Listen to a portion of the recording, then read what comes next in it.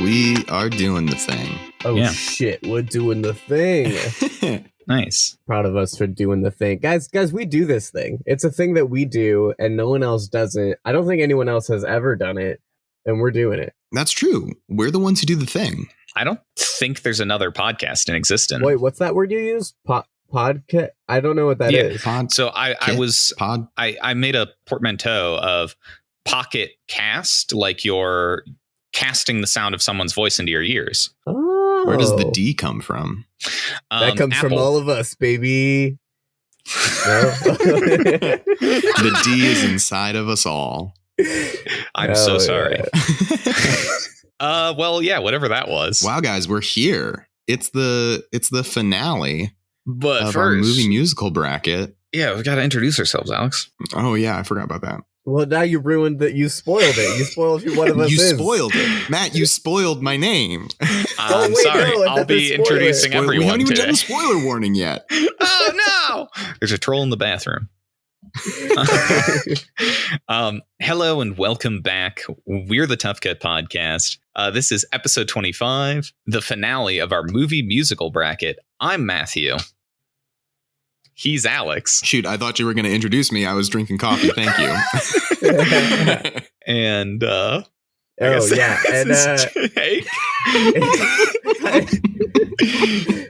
Here's the thing. Man, I'm loving this energy, guys. Yeah, I'm Jake. That's me. If you didn't recognize this sultry voice, it's Jake. Congrats. You guessed it right, or you guessed it wrong, and you're still a good person. Off the record.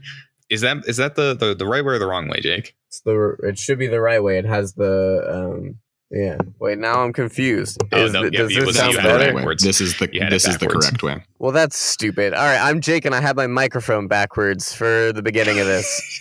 I hate doing this podcast strictly because of this audio. Fuck it, we'll do it live. We're doing it live. Just like Les Mis. Hell yeah. Wow. They did do that thing. So coming at you this episode, we've got Les Mis versus The Road to El Dorado, a movie musical finale that nobody, quite frankly, nobody would have predicted. My body feels so weird about it. If anyone has started betting on this podcast, surely everyone lost all of their money because this is what no one would have expected to happen. And if you did bet on one of these two, I hope your bookie gave you really good odds. Dude. Yeah. Oh, guys, I mean, hey, we're going to be spoiling these movies.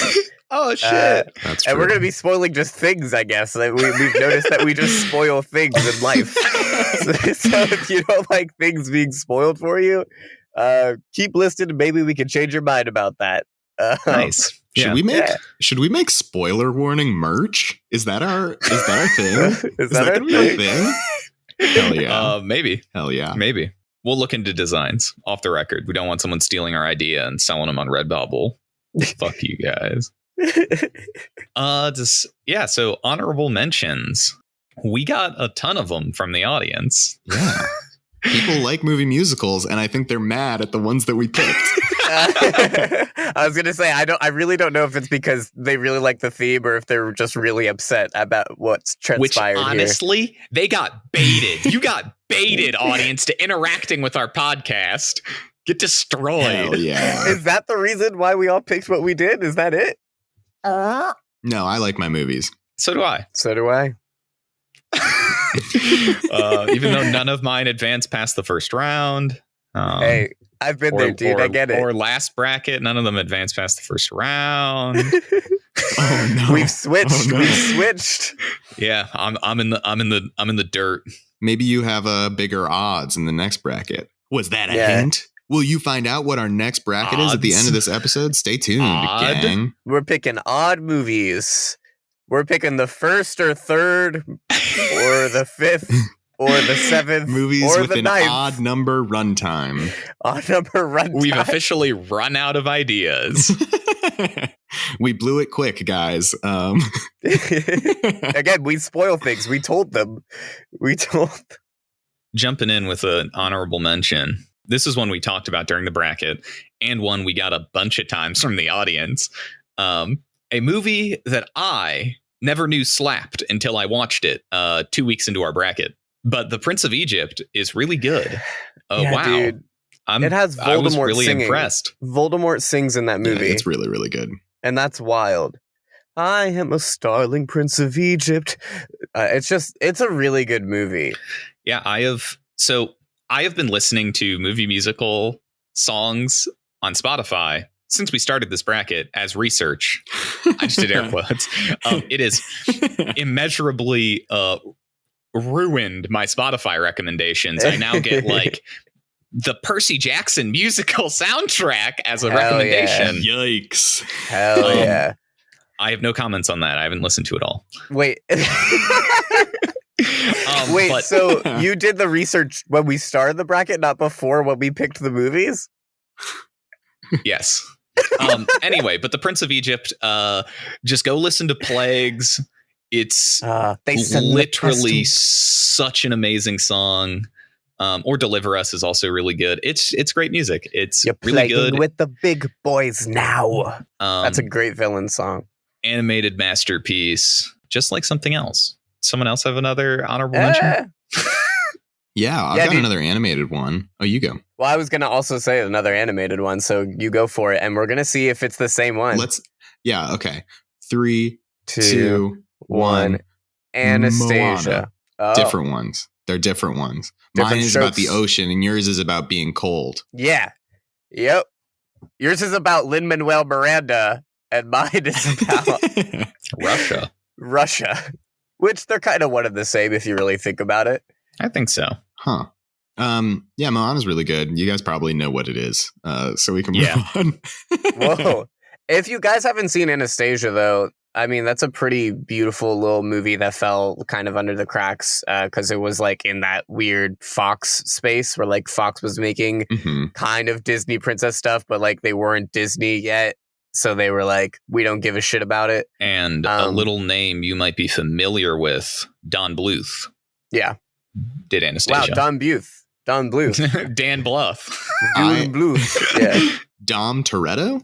I watched Anastasia, half of Anastasia in one of my social studies classes in middle school and never finished it. But the part that I saw was good.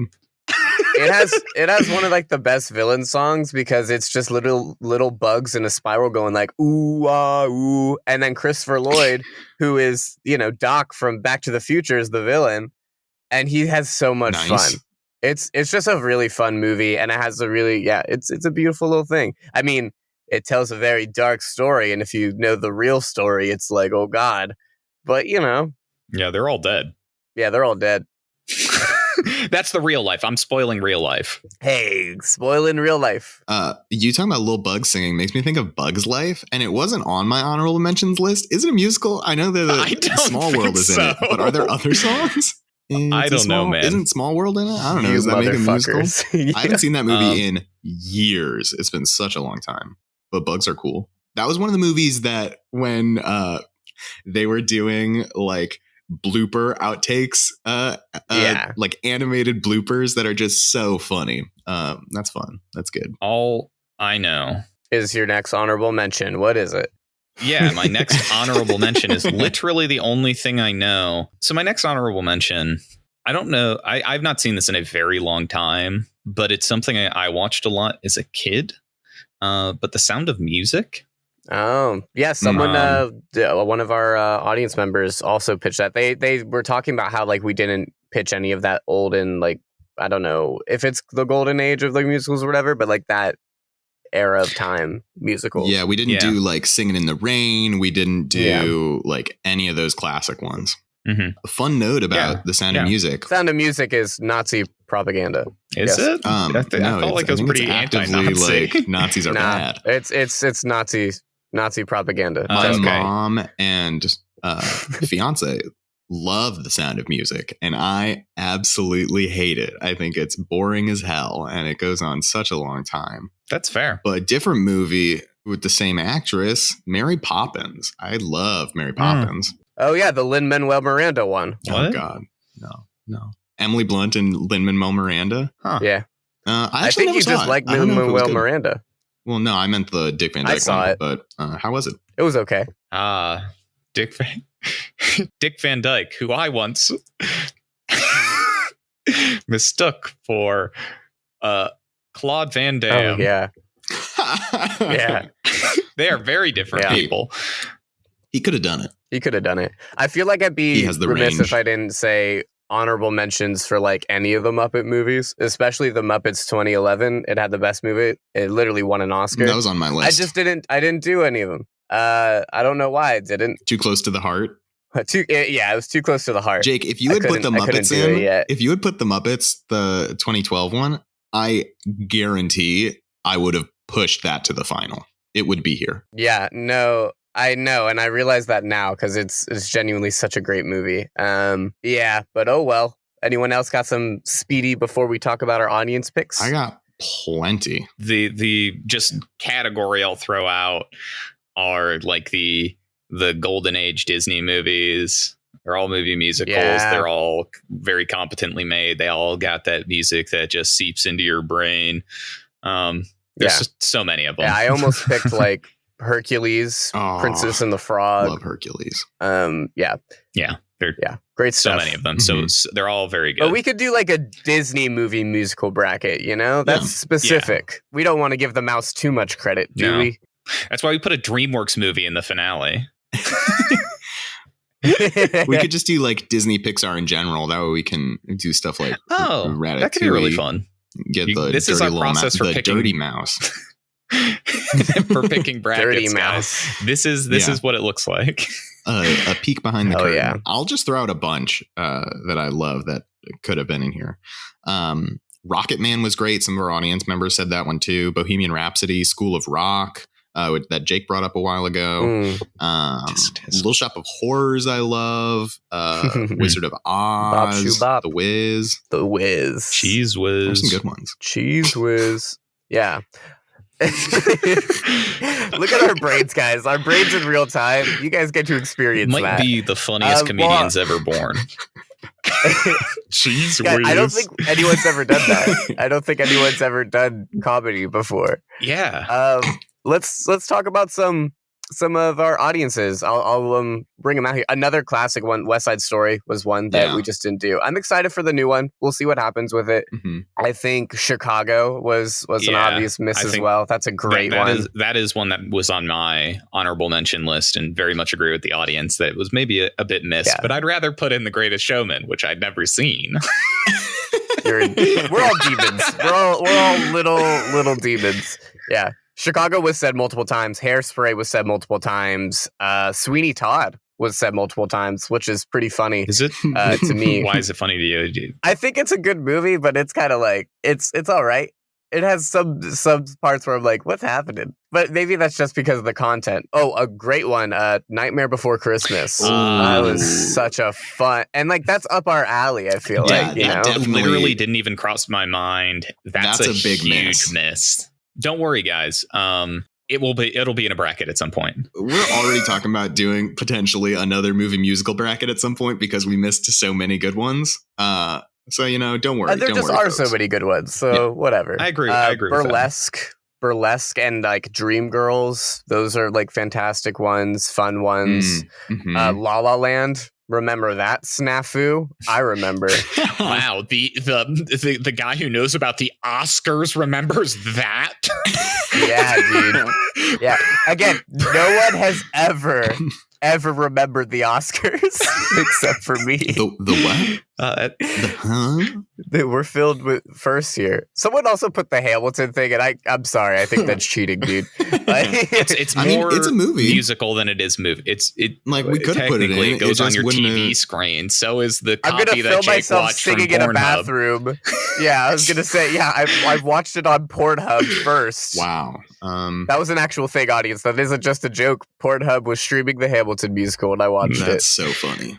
Did you guys see the new In the Heights? Someone did In the Heights. No, but I heard it was like beautiful. I heard it looked good. Really pretty to look at. And it was cool for me because I used to live in Washington Heights. So like I knew so many of the like places where they filmed things. It was pretty cool. Huh. It's pretty good. Nice. Again, you really love Lin-Manuel Miranda. Honestly, almost I do. Like he's pretty I'm a sucker talented. for Lin. I am. Hell Lin, yeah. come on the show. Yeah. One that I want to call out, and I think it's because it encapsulates kind of what we did for this bracket. 5,000 Fingers of Dr. T. That is a musical. That's a Dr. Seuss musical. That's like a fever dream. It's kind of awful and scary. And I talked to the person because I was like, oh my God, you just triggered this memory of me like watching this in elementary school or something. And she said, quote, I'm not saying it's good, but I am saying it might be the reason I am the way that I am. And if we take a moment for all of us here, for at least one of our picks, I'm not saying it's good, but I'm saying it might be the reason I am the way that I am. Except I doubled down and said that mine is good. No, I think that's a little different. Mine is good, and it's the reason I'm the way that I am. Again, same, but if we really look inward. Yeah, okay. It started with a fart joke and ended with a fart joke. I get it, guys. Right, okay. right. It's basically a Minions movie. Which make a lot of money in Japan, so, we believe in capitalism, I wonder guess. if Tenacious D made a lot of money in Japan. I would want to say there's probably like a cult following of like Jack Black stands hardcore in Japan. Oh, I mean, I'm sure that Jack Black if you're is listening great. in Japan, let us know if you're listening. Yeah, we don't have any Japanese listeners according to our data. Well, don't get technical. This is for like the future. I should say we don't have any listeners in Japan. Right. We don't have any listeners. Yeah. I'm going to say this distinction. now so we can plug it at the end of the podcast.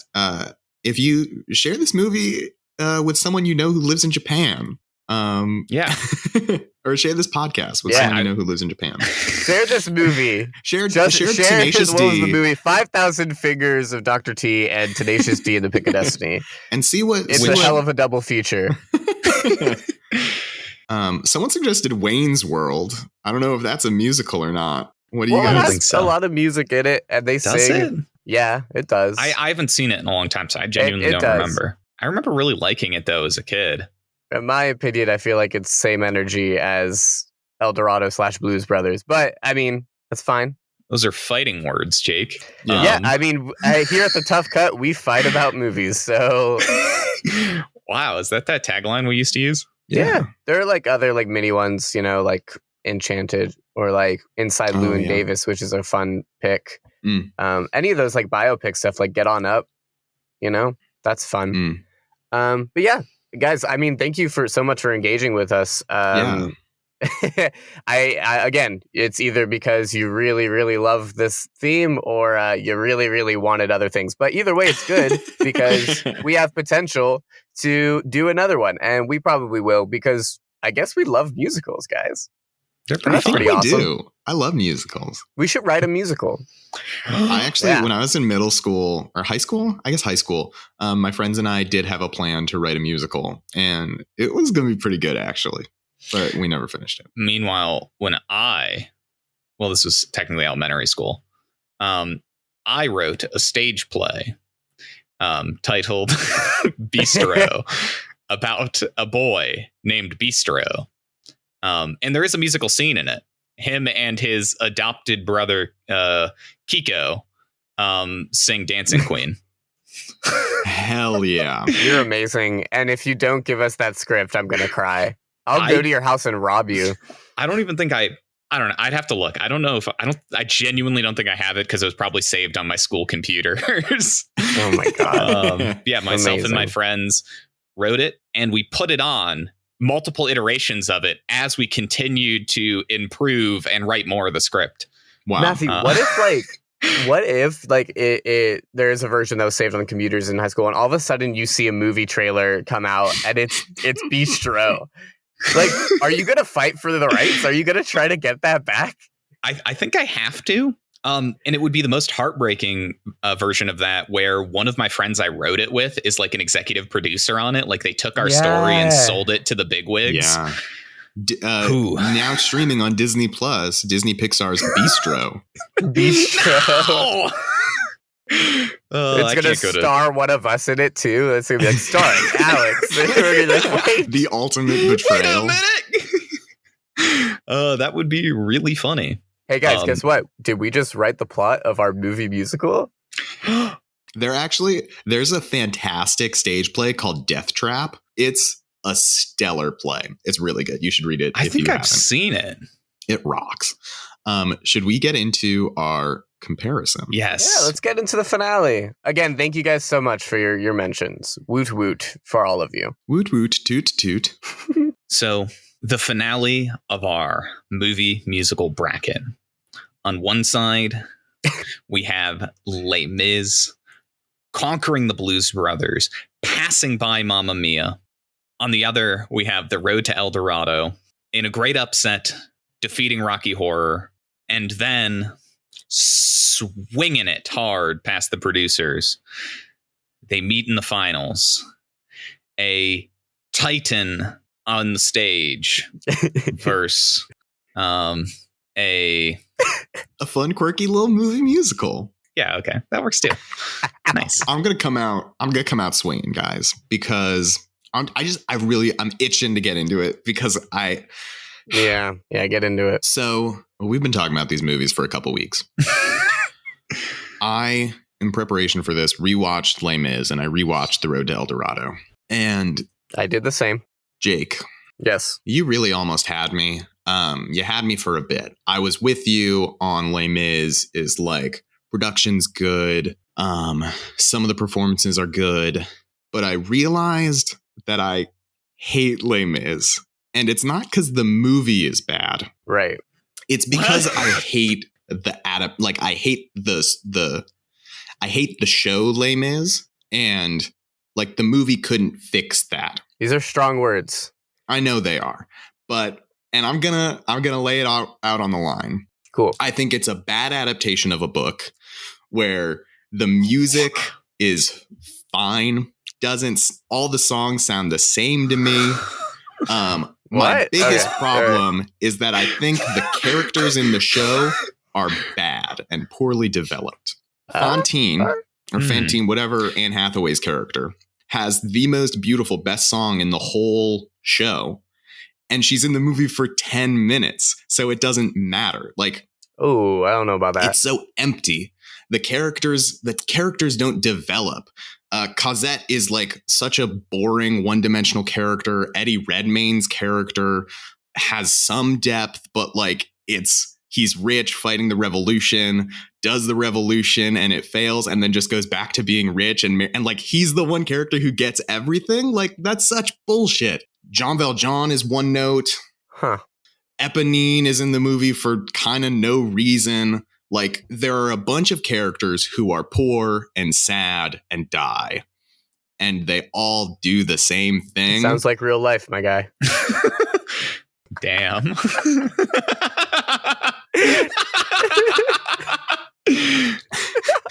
Sorry, I apologize. No, Just Jake's comment was really funny.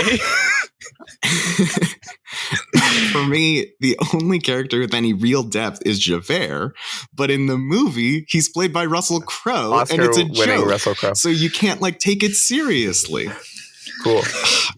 Also, you keep saying Oscar winning. Like, are we suddenly saying that like a movie winning the Oscars makes it good? No, only when it's convenient for my argument. You know, like I'm so mad that this beat Mamma Mia. I would like a rebuttal. Beat Mamma Mia. You know, two things. One, I'm noticing a theme. Alice goes back and watches a movie and then hates it its second time when it's in the final. It happened with Fantastic Mr. Fox. It happened with another one. I didn't hate Fantastic Mr. Fox. What? If we play back the episode, you said you rewatched it and you said there are a lot of things that you didn't like upon your rewatch for a finale. I'm still incredibly neutral on these movies, or neutral as in I have no idea which way I'm voting. I love both of these movies. I do have issues, which I'm excited to get into. That for me makes it really hard to like this character, but then at the same time, does that make him a better protagonist because he's so much like a real person? And this was the same conversation-ish, and then you went on but that's fine. The second thing is, almost everything you said, I was going to say about my rewatch of The Road to El Dorado, because genuinely, but I wouldn't say the word hate. That's the difference. I wouldn't say the word hate. Aww. I think it is a good, like, fun movie. I just think that, like, again, the characters are bland. Like, they are fun for fun's sake, but they don't really have an arc. They have like a fun arc. Like I get their like, oh, in your face, like arc of like kid, whatever. I get that. But what's her Shell? Like again, she gets no real development. I still believe that the villains don't get any real development or anything like that. And I just think that while I agree it's a movie musical, I agree. I'm not saying that. I just don't like the characters real life sing only like 2-3 times, and it's Elton John who's doing the most singing. And I just feel like for a movie musical bracket, and I am guilty of this too. I pitched Mouse Hunt. I get it. But in sticking to like probably the best theme, movie musical, Mouse Hunt.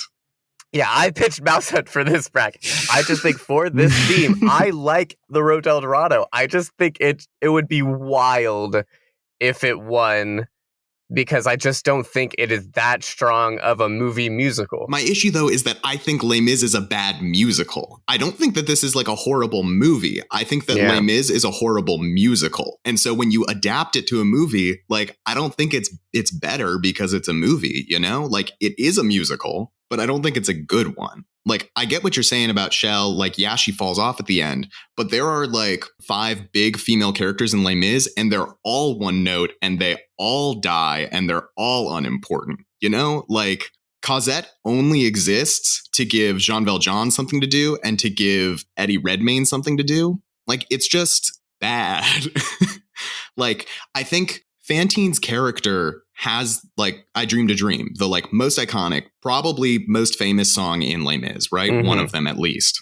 That is poor adaptation of the novel, because like I haven't read the book, but if like her character, no, but like if her character exists the same way it exists in the show, and like her job is to set up like Jean Valjean gets a baby and like wants to like renew his life.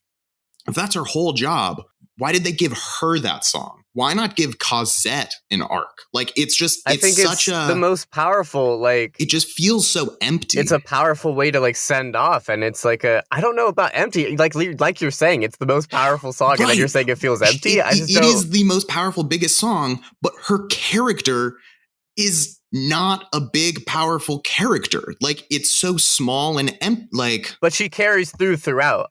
I feel like you don't have to have a lot of screen time to have a lot of impact in a film. I think the fact that she still resonates with all the characters, every like thing of her decision and like her action and her final moments resonates with almost every single character throughout the movie. How does it resonate with anyone except for Valjean? Valjean and Cosette, and like Cosette doesn't know her. She had never met her mother. So like.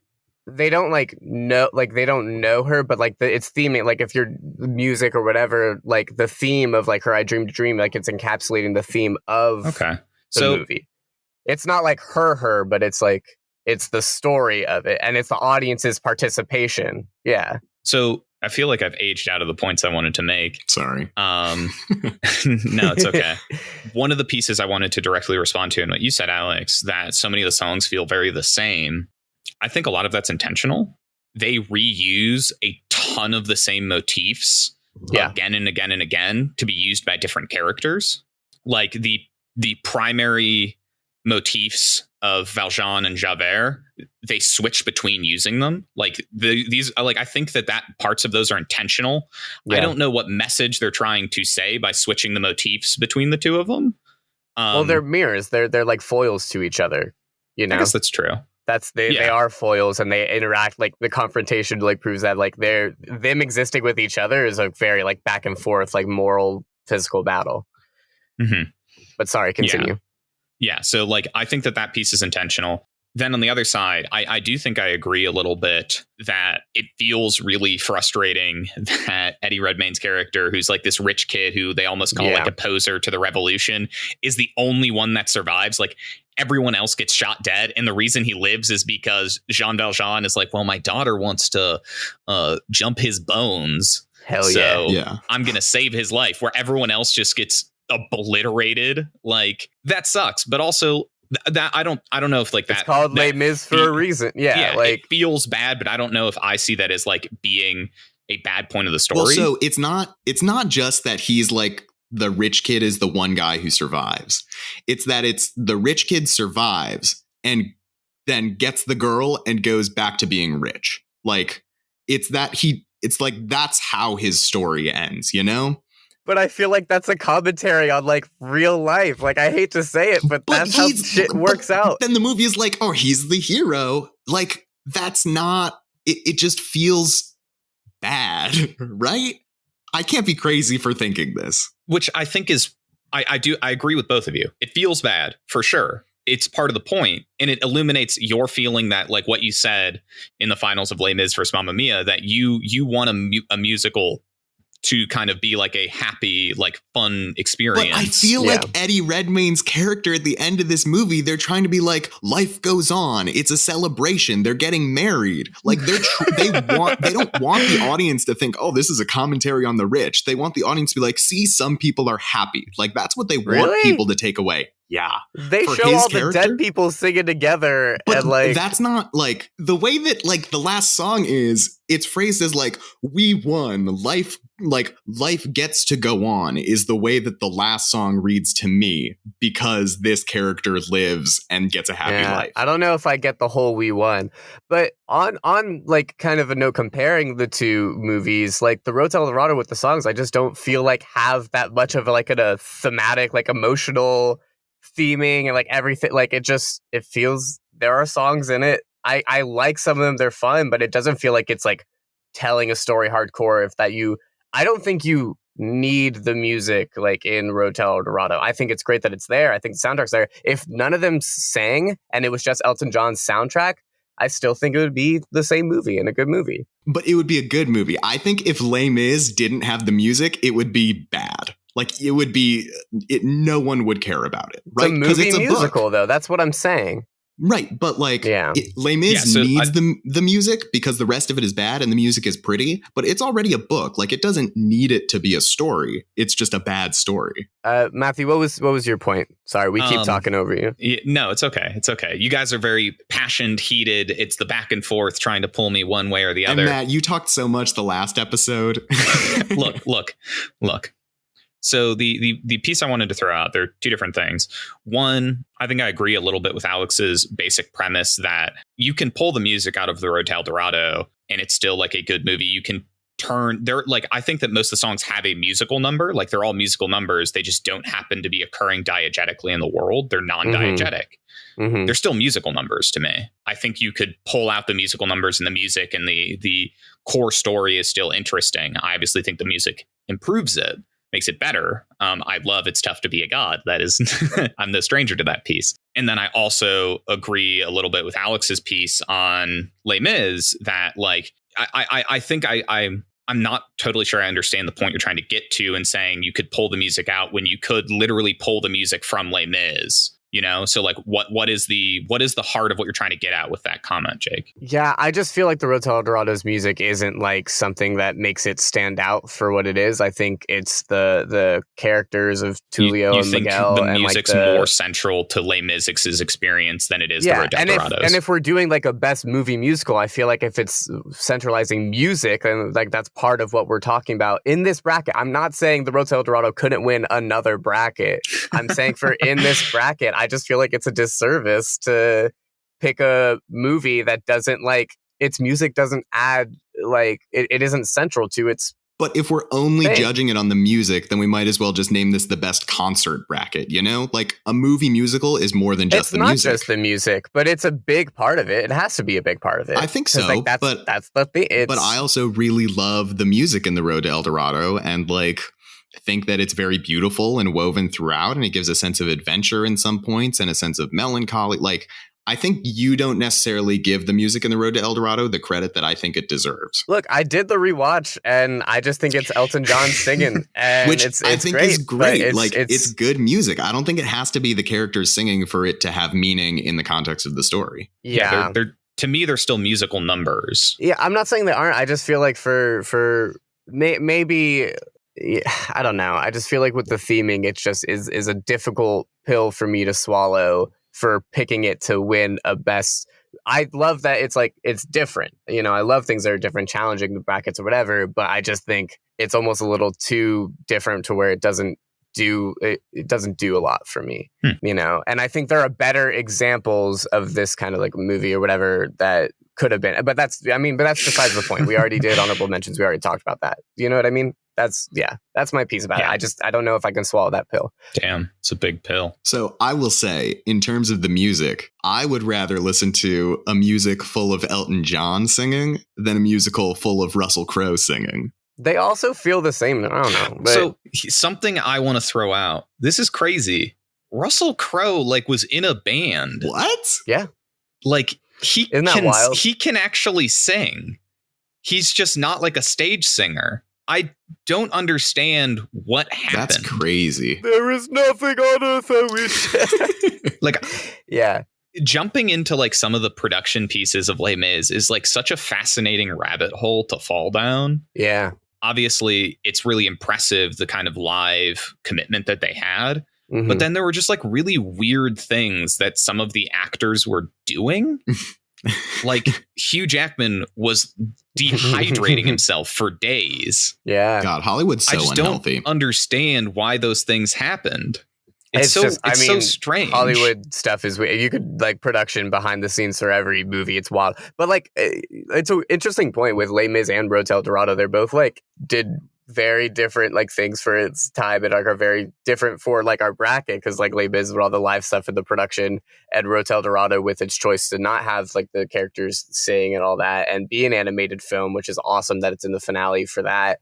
And I don't know. I think I think it's kind of an interesting conversation to have of like, neither of these movies had an exceptional impact. Like, it's not like movie musicals suddenly started like live recording voices, and it's not like Road to El Dorado. Mhm. I mean, I guess Road to El Dorado was the blueprint that DreamWorks followed, but I think like that's not necessarily from in the Road my to El Dorado. opinion. Yeah. yeah. Because Yeah. I think some people maybe disagree with me on that. Yeah, I might tentatively disagree, but like I think it sets up a lot of the pieces that For sure. DreamWorks comes back to again and again and again. for sure, I can see that. Do you have more to say on the production piece, Matthew? I just think it's like it's one of those things that I do think you have good performances in Les Mis. It's just they're marred by these really weird choices with Mhm. like the commitment to this grand vision was so important that I think some of the musical elements suffer. And I mentioned I've been listening to soundtracks for like a month now, and listening to like cast recordings that are like have whatever professional editing afterward, etc., Mhm. like that aren't from the movie. It's just so strange. Like they're just like weird quirks in the music from Les Mis and like other pieces that are just like so, I don't know. Like I think the music, I've said this before, the music suffers for it, but I just like think it's such a fascinating hill Mhm. to die on. Mhm. Yeah, It's just so crazy. and I agree. I definitely agree with that. I think I like it or respect it for its willingness to try to do that and its willingness to try to break that mold with it. And I think that's why like part of me enjoys it and can look past majority of those mistakes. I realize that Les Mis is not a perfect movie by any means.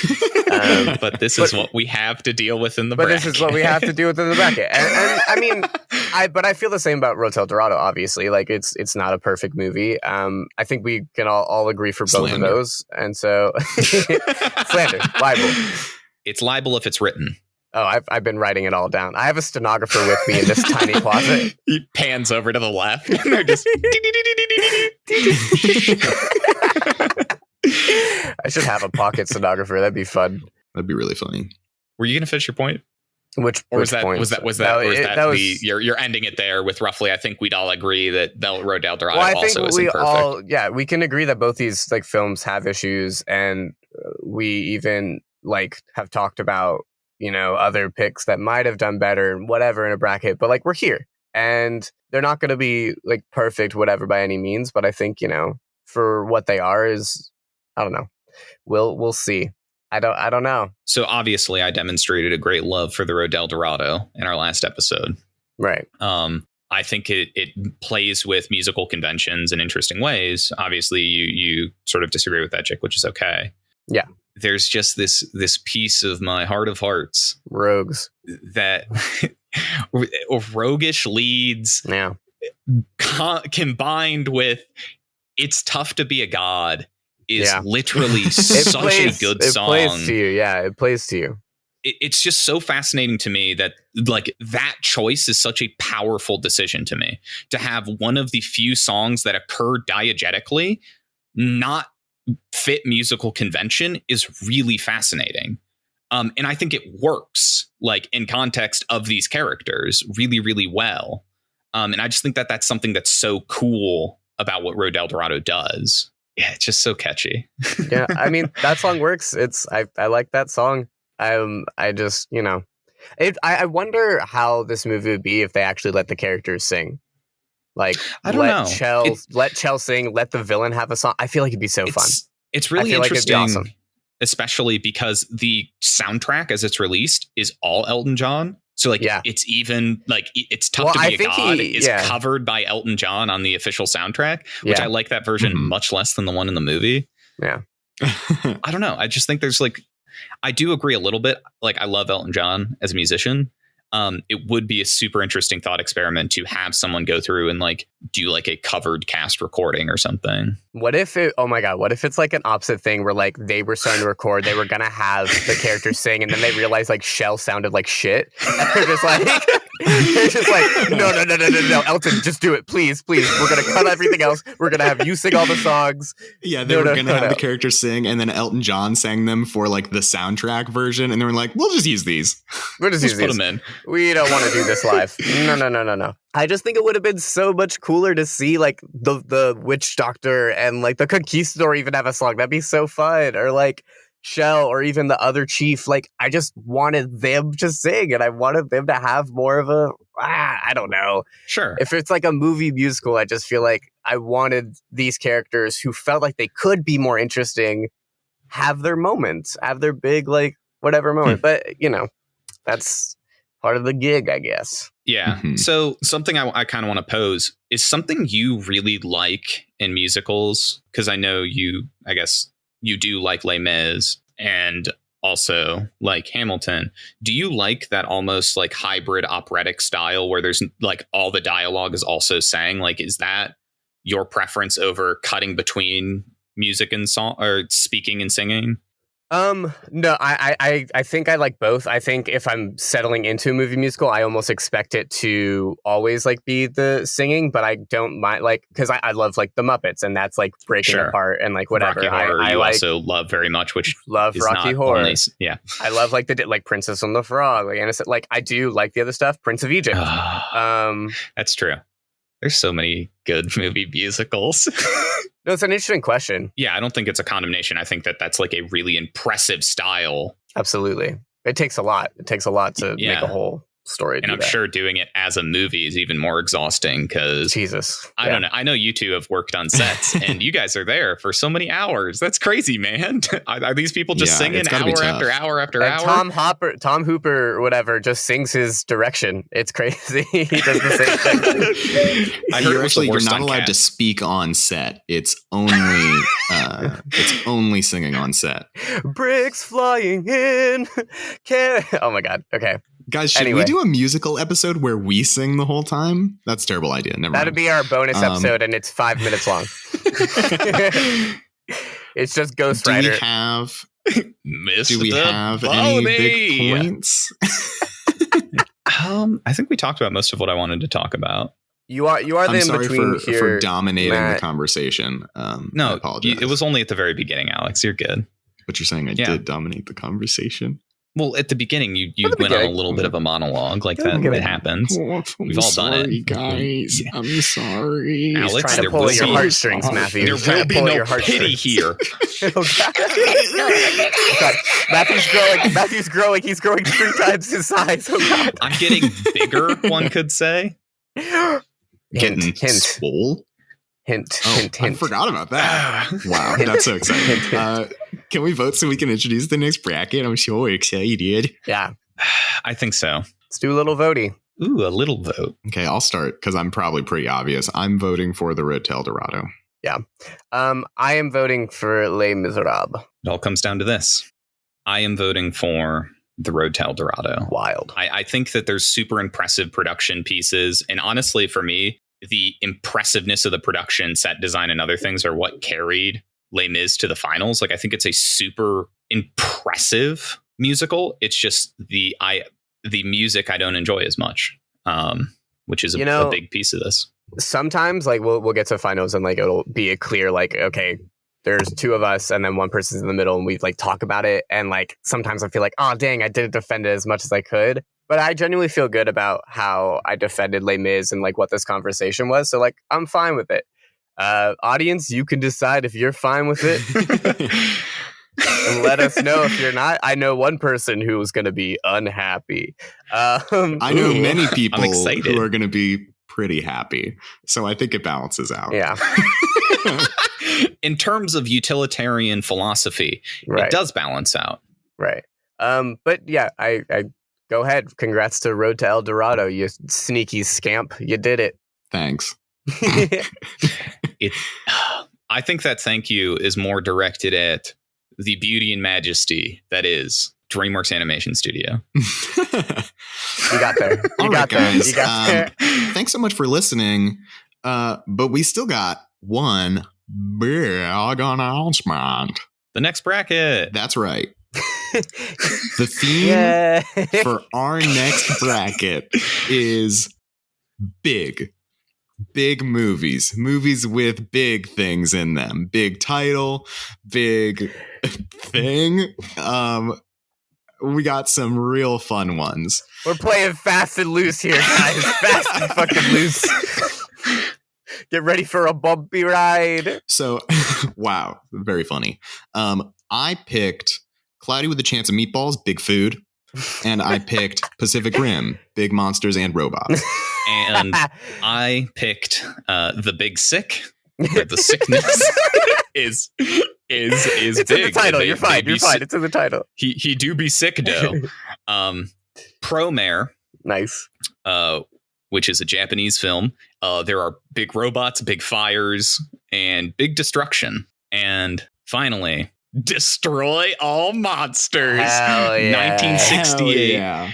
I love kaiju movies. This is the grand big fight of all of them. Every monster, every big thing. Sweet deal. Jake, go ahead. They're all here. It's Smash. Okay,